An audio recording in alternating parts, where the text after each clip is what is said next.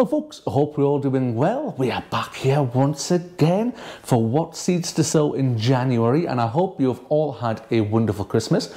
At the time of filming this video at the tail end of December, those of you who haven't had New Year yet, I hope you're going to have a wonderful New Year. If you're watching this in January, I hope you've had a great New Year. But anyway, as usual, let's just have a quick check through the doors behind us to see what the weather's like. And it is a bit wet and wild and miserable here at the moment. This is the tail end of storm something or other. I don't remember its name. It begins with a G. This is the tail end of it. It is wet. It is wild. It is windy. It's not very nice to be out there at the moment. But it's mild. It's been pretty mild around here recently. We've only had maybe 1 or 2 frosts all the way through December. And we have to go back a good few weeks when we had a bit of a downpour of snow, and then honestly, ever since that snow, I swear, apart from 1 or 2 days, it has never stopped raining since. Although it was it Boxing Day? Boxing Day was beautiful. Honestly, it was a beautiful, cold, fresh, frosty morning. Sun was shining, not a cloud in the sky. One of those days, it was great to be outside, fresh air. Marvellous. Anyway, let's get cracking with some of these seeds that we're going to get sown in January. It's a bit miserable outside, so let's sow some seeds because, you know, the shortest day of the year has passed us by in December there. So every day from now on, you know, the days are getting longer, the nights are getting shorter. So it's time to get back into it. And it is a great feeling to be getting back into it. So let's start off with a good old solid cropper for this time of year, and that is a broad bean, and this one is called Super Aqua Dulce. That is a really good solid performer. It's pretty frost resistant in terms of the weather. I did think about doing overwintering them, put them out. I thought it'd be really cold, really frosty. Alas, it's been very mild so far, so probably could have got away with it, but not to worry. We'll get them started, we'll get them sown, and they'll crop a little bit later in the year than I would have usually expected. But these ones here, Super Aqua Dulce, absolutely fantastic cropper. You get loads of broad beans off them.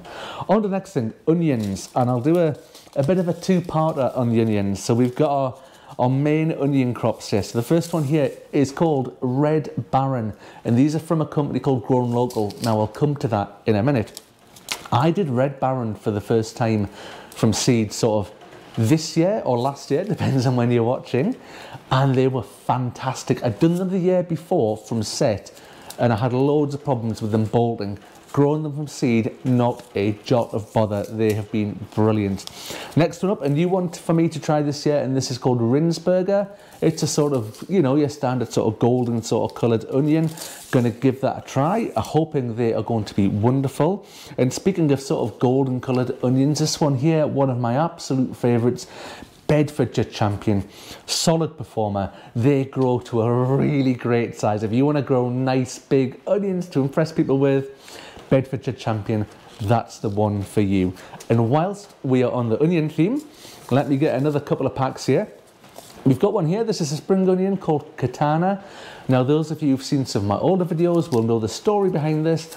I was in a garden centre once and I randomly spotted these, picked them up, gave them a try and a whim, and they are brilliant. What a fantastic spring onion. So highly recommend Katana if you can find them anywhere.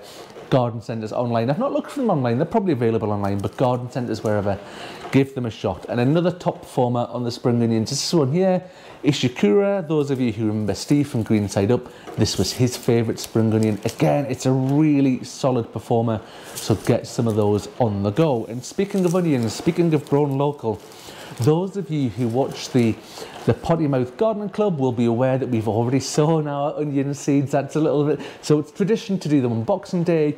We did a Boxing Day onion seed special, but all the way through January, you can sow your onion seeds. We have all got one of these kits from Grown Local.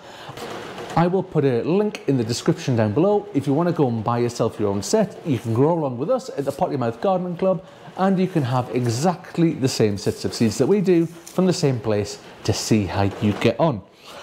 Next up, a bit of green interest. So I've got some Mizuna on the go here. Even though it says on the back here, sow outdoors in March, I've had some of this on the go all the way through winter. There's some in the greenhouse and there's some in a raised bed up the allotment. The one in the allotment It's got enviromesh over the top of it, but it's not covered with anything else. So even though we've not had loads of frost, we have had some, and it has survived all the way through the winter so far. So I would recommend getting some of that on the go.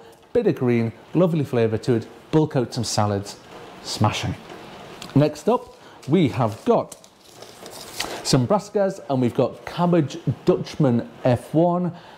I'm maybe pushing it a little bit with the date here. Ideally, it would have been February, but remember, January is a long month. Just because I'm saying seeds to sow in January doesn't mean to say it comes to the 1st of January and they all get planted in an instant. January is a long month, so I'd maybe think about doing this one here, the Dutchman, towards the end of January.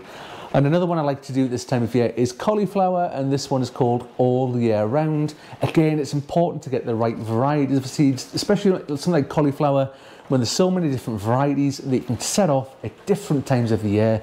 This is a great one to get going in January. All year round, it doesn't grow to be a massive size, but you'll get some really decent sort of small to medium early cropping cauliflowers to get you on the go. And last but not least, I'm going to cheat a little bit with this one because I know I said 10 seeds for January, but we're going to talk about chilies. So again, Pot Your Mouth Garden Club chili special coming up. Watch out for that coming out. But I do start my chilies off in January because they need a long growing season, especially here in Scotland where we have some dodgy weather sometimes, as it's absolutely chucking it down outside at the moment. It's important to get things like the chilies off really early, and I will propagate them inside. They'll go in the heated propagator, they'll go into the grow lights for a long time, and they won't actually go out in the polytunnel probably until about May sort of time. So they're going to be looked after and tended really well, sort of, you know, mollycoddled until it's time for them to go out. But this one here is one that's called Havana Gold, again from Grown Local. Never tried these ones before, so first time trying these ones this time.